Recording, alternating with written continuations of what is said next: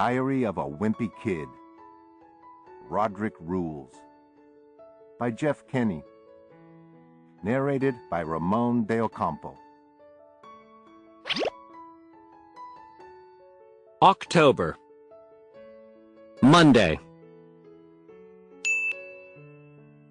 Ever since career day, Rowley has been spending lunch with a bunch of girls who sit at the corner table in the cafeteria. I guess the group of them is like the future nurses of America or something. Don't ask me what they talk about over there. They just whisper and giggle like a bunch of first graders. All I can say is, they better not be talking about me. You remember how I said Rodrick is the only one who knows about that really embarrassing thing that happened to me over the summer? Well, Rowley knows the second most embarrassing thing that ever happened to me. And I really don't need him digging it back up. Back in 5th grade, we had a project in Spanish where we had to do a skit in front of the class, and my partner was Rowley. We had to do the whole skit in Spanish. Rowley asked me what I would do for a candy bar, and I said I'd stand on my head. But when I tried to do a headstand, I tipped over and my rear end went right through the wall. Estario parado en mi ay ay ay. Well, the school never bothered to fix the hole. So for the rest of my time in elementary school, my butt print was on display in Mrs. Gonzalez's room. And if Rowley's spreading that story around, believe me, I'm gonna tell the whole world who ate the cheese. October. Wednesday. Today I realized that if I wanted to know what Rowley and those girls are talking about at lunch, all I have to do is read his diary. I'll bet he's writing down all sorts of juicy gossip in that thing. The problem is, Rowley's diary is locked, so even if I got a hold of it, I wouldn't have any way to open it. But then I thought of something. All I had to do was buy the same exact diary he has, and then I'd have a key. So I went to the bookstore tonight and got the last one on the shelf. I just hoped buying this thing was worth it, because I had to cash in half of my mom bucks to pay for it. And I don't think Dad was too thrilled with the idea of me buying a sweet secrets diary either. October. Thursday.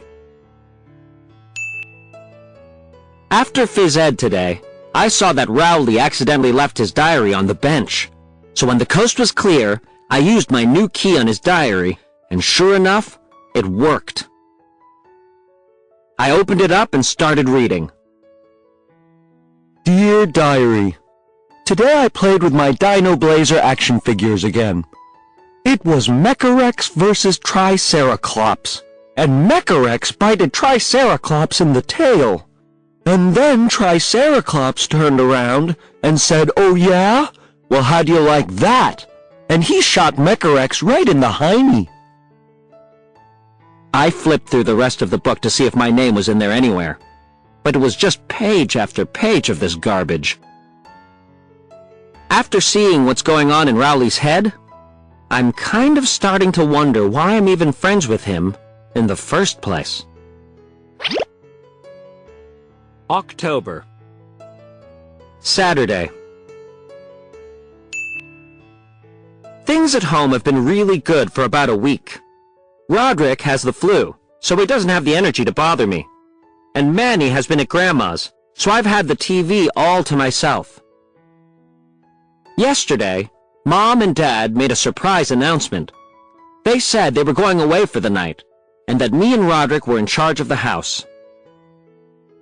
That was some pretty big news, because Mom and Dad have never left me and Rodrick on our own before. I think they've always been afraid that if they go away, Rodrick is going to have a huge party and trash the house.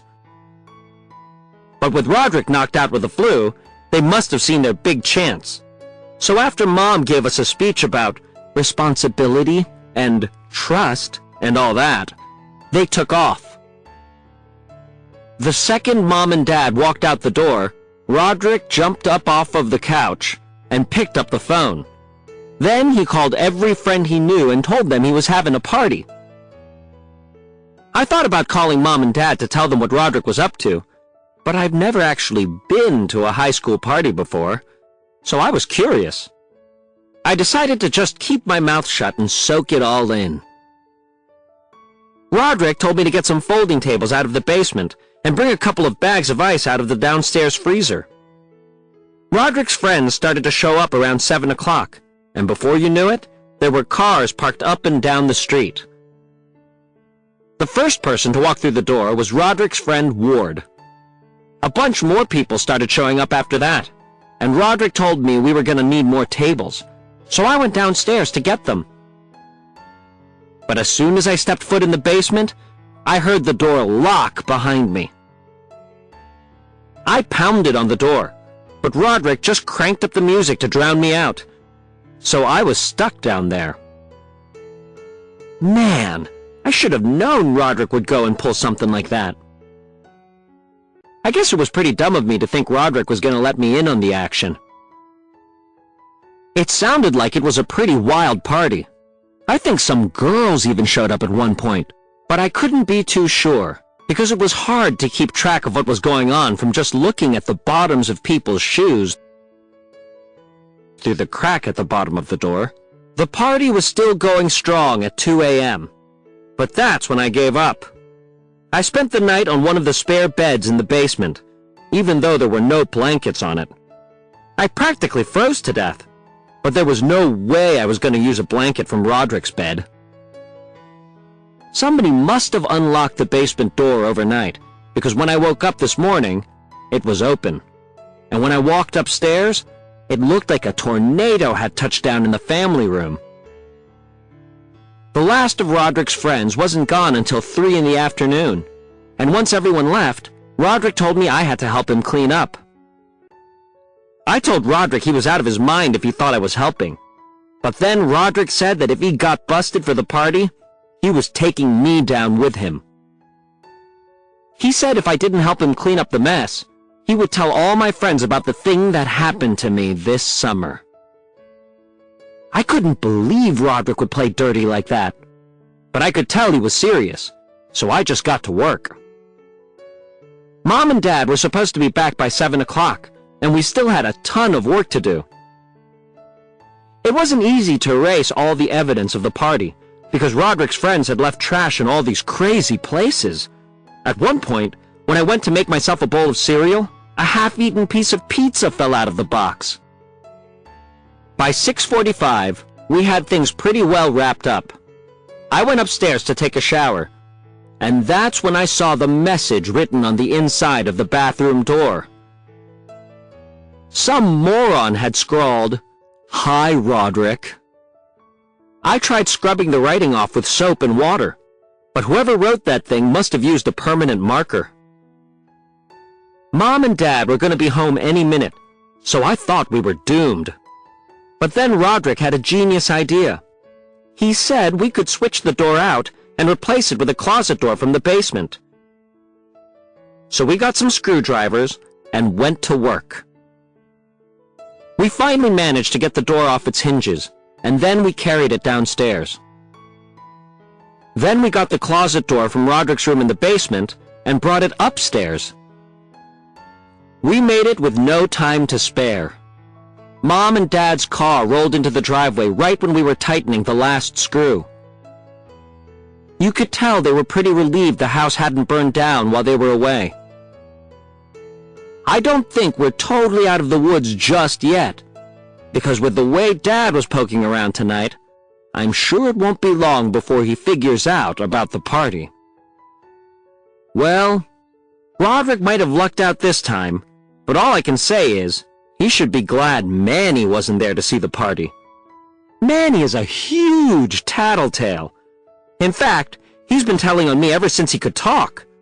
He's even told on me for stuff I did before he could talk. When I was a kid, I broke the sliding glass door in the family room. Mom and Dad didn't have any evidence that I was the one who did it, so they couldn't peg it on me, and I was in the clear. But Manny was there when it happened, and 2 years later, He squealed on me. He said, "Babies won't walk at big window." So, after Manny started talking, I had to worry about all the bad things he saw me do when he was a baby. I used to be a big tattletale myself until I learned my lesson. One time, I told on Rodrick for saying a bad word. Mom asked me which word he said, so I spelled it out. And it was a long one, too. Well, I ended up getting a bar of soap in my mouth for knowing how to spell a bad word. And Rodrick got off scot-free.